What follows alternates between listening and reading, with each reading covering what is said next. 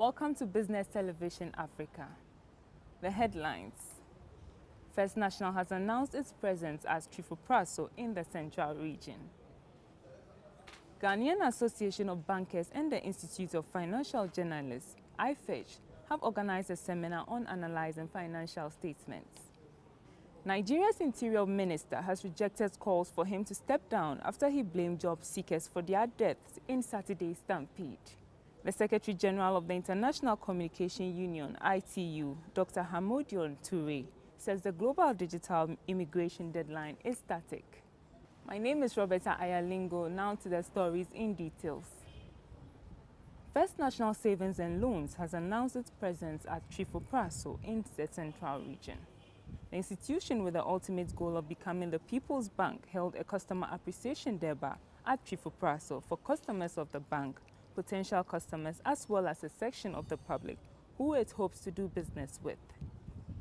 The president of Group Indum, Dr. Pakwesi Indum, reiterated the need to patronize Made in Ghana initiatives to help in national development. In 2006, the Holy Ghanaian vision to reach out to up-and-coming generations to make their lives better and to further reach out to the unbanked sector, which contributes about 80% of the population, was realized. Dr. Pakwesi Indum's vision was also to bring back banking to the doorsteps of the ordinary Ghanaian and had as its ultimate mission to become the national bank for the ordinary person. Since then, the First National Bank train has broken bounds and boundaries to transcend every regional capital in Ghana and, most importantly, in most of the district capitals, where many financial institutions have not dared to venture.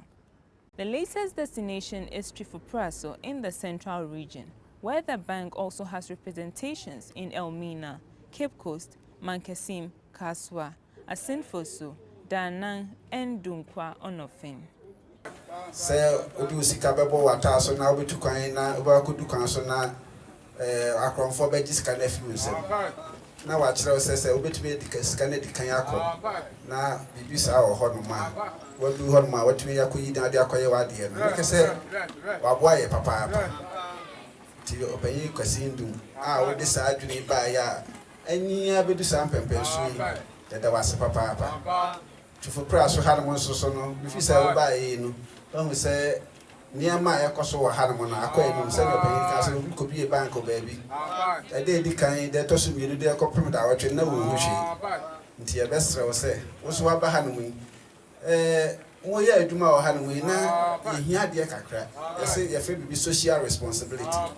Tia best, say, your way, man, when I'm 1 year, do my Namusunia.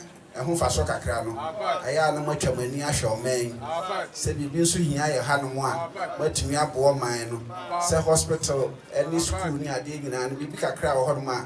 Now must move to the aboa mona and Korea school, and also be a required Sabia, or so any baby. Identity, a fair social responsibility.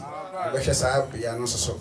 I said, I'm a macaina, I said, I'm a cosso handwin, but me a boy, now, getting answer so. The bank held the derby to render appreciation to the people of Trifopraso for welcoming their services and for taking part in the bank's operations in diverse ways. The CEO of First National, Patrick Anumel, explained the services of the bank. Tia, yes, ma bank you watery. Papa Kwesindum, na near no winya dam. Adaso nyansa daso vision what is so damn banky what's on as also when you're general open the banky oko amona yes I yentu when you made your boss money ye bebe one papa no one on me the coffee yes ordinary person ye ordinary person or other ordinary customer ye traders market women artisans fitter for carpenter for students, workers, ordinary person. As a kunsa was it done with when you're in there. The microphone no when your baby in bank, and also when your banking services no more or Uncle Corwan. And the banks are buying Ashasin say Esha, Barclays, Standard Nazi, Akasafu on banker. There's a recordness and shokota into Mko. A recordness and botaya into Mko. Nkanon Obeno, Serco Umpa, and we be you Umpawa and Sanako. And so then the year is yeah, no more on ye. Because I want to win here, young Sumanangasa. On young Crano, on your Kumasi no. If he Kumasi in Cran, Sekinita Quade, nay, there, Conum Quadum Quada, Nkofo one, no win here bank. Nkofo one, no win here yen services. Nti yezi ye yensu with Sadamaza, none yezi yeti bodum. Nti bank and angasa, win 2006. No, yes, shall say. Say Echo regional capital bia and a region bia your necessary started there. Yeah, tre, your district bia. The president and chairman of Group Indum, Dr. Papa Kwesi Indum, was happy with the level of patronage of the inhabitants of Twifo-Praso and emphasized that very soon First National will have a permanent edifice at Twifo-Praso. Yanto aza wine wagana main. Yanto aza wine wagana main. Na se yanto aza wine wagana main ma America chonye de First National wa Ghana fo anyara yenza. Ayo binezi. Ayo goli binezi. Ayen yaram ko baby ara. Yan mana haranyi. So oye ya. Yaram fo ko baby. Minfi French manim. I want to welcome why that's all First Nationally. Unfi Germany, unfi Japan, unfi China. And the biaka there, oh, many mummy bibi kakra, and some message on a phone call. I hear no a harani ifi. Yam ko baby a review. I was a pity who baby me fit na. And said, hey, na, hey, ifi. It's ye bibia so ye no. Yet the Ghana fo and the one area. And say a higher bay, a Jumakakra, if you may be warrior. Say, a boy or bisa, or business manoso or botumpon, none of swaf a bisu as I come. On a yen yasu yashe. Ama a Jumaba.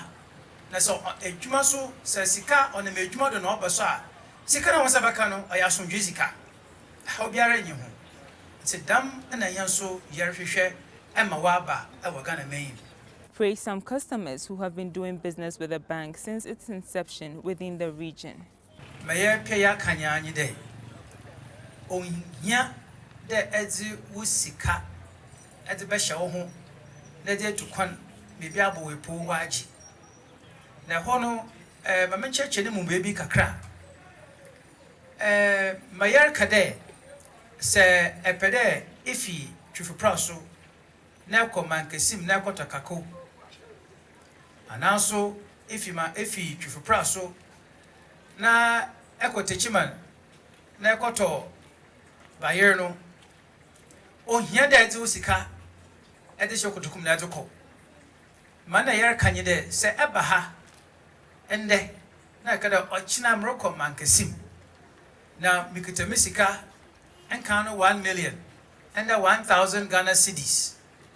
Na me pede me ko enka no 10 million only 1,000 Ghana cedis.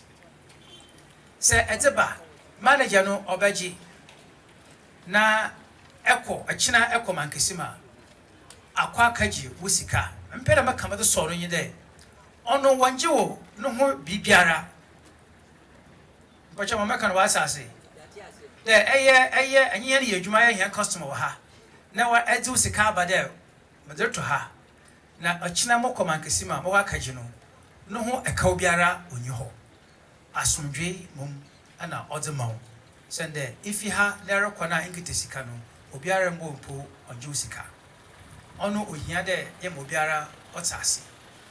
The invited traditional leaders and invited guests then took a tour of the premises of First National. The Ghana Association of Bankers and the Institute of Financial Journalists, IFEJ, have organized a seminar on analyzing financial statements and Bank of Ghana foreign exchange regulations for selected financial journalists in Accra. The aim is to equip them with how to effectively analyze financial statements in their news reportage. Financial statements are formal records of financial activities of businesses or legal entities that show how a firm has utilized its funds within a period. They are crucial for tracking the financial health of organizations and help to take business decisions on a regular basis to assess the viability of investing in a business. It is therefore usual to start financial analysis by restating all balance sheet items as percentages of assets and profits and losses as percentage turnover. It has, however, been observed that financial reportage has invariably been handled unprofessionally by journalists. It is in this light that the Ghana Association of Bankers and the Institute of Financial Journalists organized a seminar to train journalists on analyzing financial statements and knowing Bank of Ghana's foreign exchange. Some areas covered included the financial trends of some companies, industry averages, as well as financial research, which are all necessary to track business trends. Journalists analyze the financial services industry without understanding or exuding the true fundamentals of the industry. We are just in a period where we will soon be making public our financial statements to show how the industry has performed in the past year. And we thought that this is the right time to try and expose economic and financial journalists to the things that they ought to know when they see those things published, the financial statements published. The second objective is to try and clarify whatever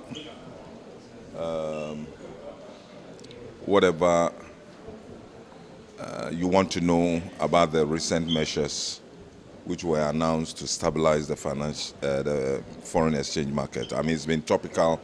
Several commentaries have been run. Some of them are not correct. And that is why we thought that you, being in touch with the public, we should expose you and explain some of these things to you. The Executive Secretary of Ghana Association of Bankers, Mr. D.K. Mensah, explained the importance of financial reporting in presenting the right amount of information banks need when writing reports, as well as breaking down technical data to the understanding of the ordinary person. He stressed that the series of training program will be organized more often. As much as possible, because this program, if you were here from the beginning, we should have done it for you last year, but you people didn't want it. Because you had a loaded program, but now it's been made available. Head of Financial Support of Barclays Bank, Richard Boyd, in an interview, stated the importance of financial reporting to financial institutions. He further stated that businesses don't grow overnight and that entrepreneurs and businessmen need a lot of patience to nurture and flourish. Journalists are the watchdogs of society. They inform the general public about virtually everything. And since corporate entities are very important and crucial to the economy in general, it's important that journalists understand what happens there in terms of their performance and operational efficiencies. And today's training, for example, was focusing on banks. And you know the importance of the banking industry in Ghana. And therefore, it's really critical that journalists understand how banks generate their values and how they report, so they can also report back to the general public. Yeah. I think it will bring a lot of clarity on their performance. It will also bring clarity on issues. I'm hoping that the training that we've gone through, the participants will take it serious, do further studies, further research, and therefore they will improve on their reportage in terms of even when situation arises and they need to report on, they'll be able to know what exactly to say and what to do. So I expect the reportage to be improved and the benefits to both society and the banks in general. BTA News interacted with a participant at the training, Adnan Adams, who shared his thoughts to what new information he has imbibed. I am a business student, but then I'm somehow familiar with certain terms, as you know, today we discussed. But in the nutshell, I've gained much deeper understanding of some of the financial terms that we normally do hear or do see in the financial reports of institutions and companies. You know, sometimes when you attend annual general meeting, there's anything that you may hear, but you just report as it is, without having much knowledge of what you are even reporting. But for now, for what today I just learned, I'm indeed impressed, and from today onwards, I think I can make much in-depth analysis into financial reports of companies if I receive it, not just to follow as it has been stated, but also to do my own analysis as well to make an improvement in my way of reporting. The Secretary General of the Trade Union Congress, Kofi Asamoah, says the national minimum wage will be fixed shortly. He admitted that even though there are some constraints, the TUC will work hard to ensure that Ghanaian workers receive wages that can take care of their families. Conditions of service for many workers in Ghana, coupled with low salaries, have been frowned upon on many occasions and have been identified as major causes of the low standard of living. The Labour Act 651 enjoins people 16 years or over at the workplace to be paid at least the national minimum wage, which is the ceiling below which it would be illegal to pay workers daily within the specified period of work. These include agency workers as well as home workers. However, a worker may be required to work beyond the fixed hours of work without additional pay in exceptional circumstances, including accident-threatening situations. The TUC board says the revised daily minimum wage for the year was fixed at 5 Ghana cedis 24 pesos, an increase of 17% from the original figure of 4.48 Ghana cedis by the National Tripartite Committee. Other conditions include the fact that every worker in Ghana is entitled to not less than 15 working day annual leave with full pay in any calendar year of continuous service. By law, the minimum working week is 45 hours, but collective bargaining has established a 40-hour week for most unionized workers. Ghana, as a member of the International Labour Organization, is a signatory to the convention, the International Convention on National Minimum Wage Fixing.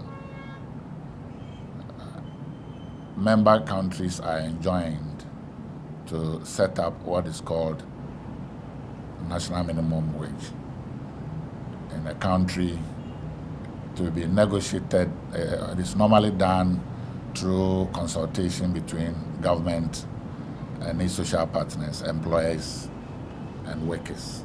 Workers led by their unions, employers led by the Employers Association. Do consult in fixing what is called a national minimum wage.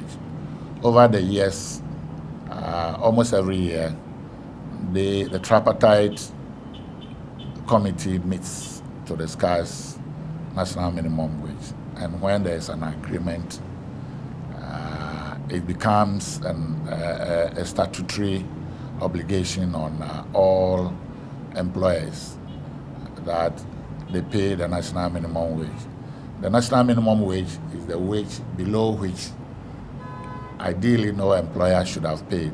If anybody is engaging labor, the least paid person should not be below the national minimum wage. So the national minimum wage serves as a safety net for the vulnerable to ensure that people in employment are not exploited. In Ghana, yes, we fix the national minimum. We can as well also look at sectors of the economy and also have their minimum. But then when the national minimum wage is set, another process of determining wage at the workplace is through collective bargaining, which is done between employers and workers. So the collective bargaining process is another form where workers negotiate for their wages at their respective workplaces. But the national minimum is the national minimum which serves as a guiding pole for everybody. Because it's the least paid below which no workers should be paid. There are a lot of challenges in fixing because it has to take account of well-established industries, medium to small industries, and indeed all activity in the economy. The 2014 National Minimum Wage consultation began late 2013, around October thereabout. The social partners, the tripartite, were determined that they will finalize the wage before the 2014 budget was read. But unfortunately, because of some constraints, we could not fix the national minimum wage. In an interview, Kofi Asamoah admitted that there were some lapses, but emphasized that in spite of the constraints, the TUC will work hard to ensure that the Ghanaian workers receive wages that can take care of their families. Discussions are ongoing. The social partners have met some number of times. Subcommittee work has been done where some indicators and factors had been established as basis for determining the national minimum wage. So it is the expectation of workers that as quickly as possible the national minimum wage for 2014 is fixed so as to alleviate the least paid in society, the vulnerable paid in society, those who are very in both the formal and some elements of the informal economy, an opportunity to add something to their income to be able to cope with the increase of cost of living arising now out of taxes and other related challenges that has really been imposed on working people. We all talk to the effect that times are hard, so the earlier time that we conclude negotiations on the national minimum wage, the better it will be for the least paid person in the country. What happens is that the moment it is determined, an agreement is reached, is supported by law, is gazetted and supported by law. So any employer who pays less than the national minimum wage is flouting the laws of the land. I must, however, indicate that enforcement has been a major challenge, and it behoves on workers and employers to ensure that workers' rights under the under national minimum wage fixing is not undermined, is not denied in any way. Where there are unions, the unions insist on its implementation. So we're looking forward to having this 2014 national minimum wage fixed as quickly as possible.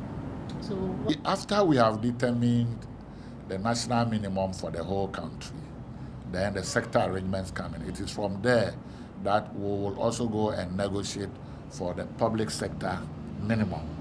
What we are talking about is the national minimum, is the platform below which nobody should be paid. And particularly because the public sector minimum is slightly above the national minimum, it is only when you have been able to determine the national minimum, then we can come to talk about the public sector. And on the international front, Nigeria's Interior Minister has rejected calls for him to step down after he blamed job seekers for their deaths in Saturday's stampede.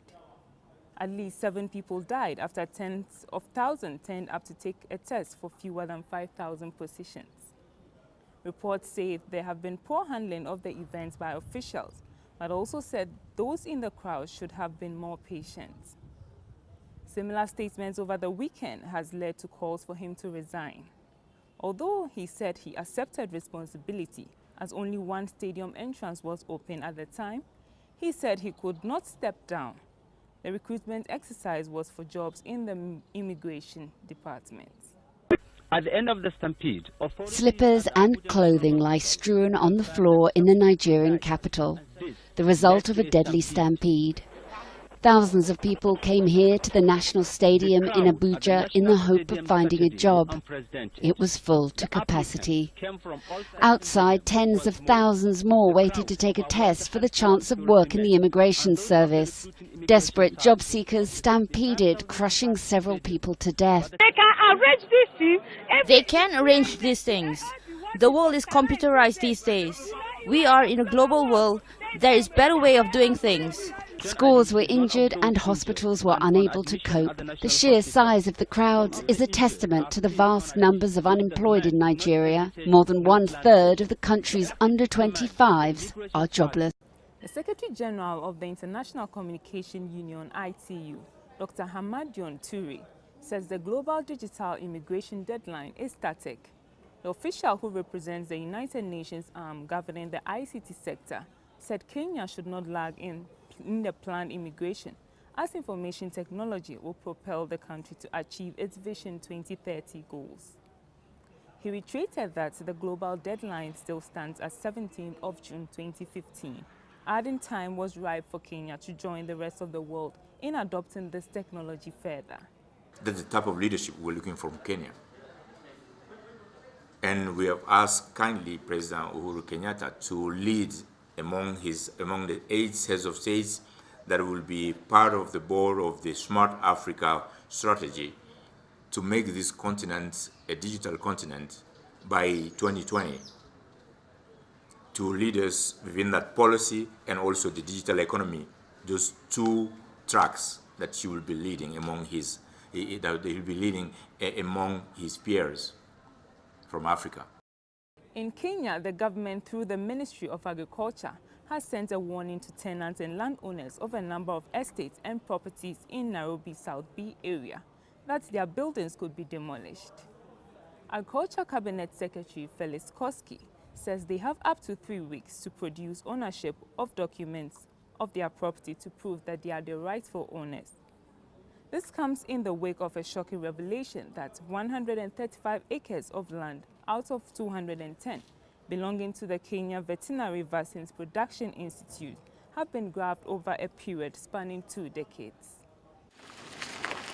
The Kenya Veterinary Vaccines Production Institute, or KVVAPI, owns 210 acres of land in Nairobi's South B area, but is now left with only 75 acres owing to land grabbing.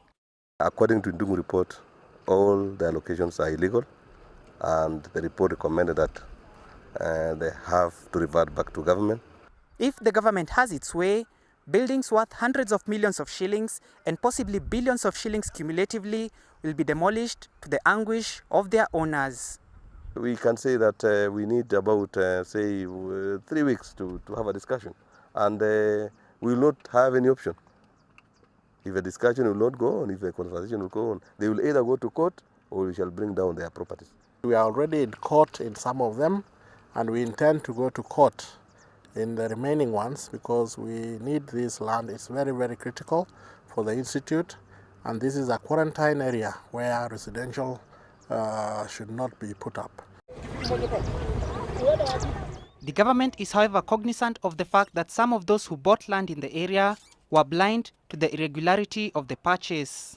You can get second, third, or fourth buyers from this. Others are innocent. They are not even aware that the land was grabbed earlier. We are saying that if the acquisition of the title is inherently illegal, then the possession of the title that is existing is illegal, and is, in as far as we are concerned, is void. I asked Dr. Mutai the number of households which will be affected by the retrieval process. There are quite a number. Like if I talk about the bankers, I think there are about 93 units. There are quite a number, depending on the plot. One of the establishments sitting on KVVAPI's land is Winners Chapel Church. The church is sitting on about 2.6 hectares, which was originally our land. We've already communicated with them, and we are awaiting their response on our communication. To resolve the matter, tenants or owners of buildings on KVVAPI land have been invited to see the director of the institute with the following documents. We need a board resolution from the then board of Kenya Veterinary Vaccine Production Institute. We need a treasury's concurrence, and we need the ministry's concurrence. And further, we need also an indication that the cabinet approved the allocation. About 18 million doses of livestock vaccine are produced annually at KVVAPI at a cost of 200 million shillings. The livestock industry contributes an estimated 12% to the GDP.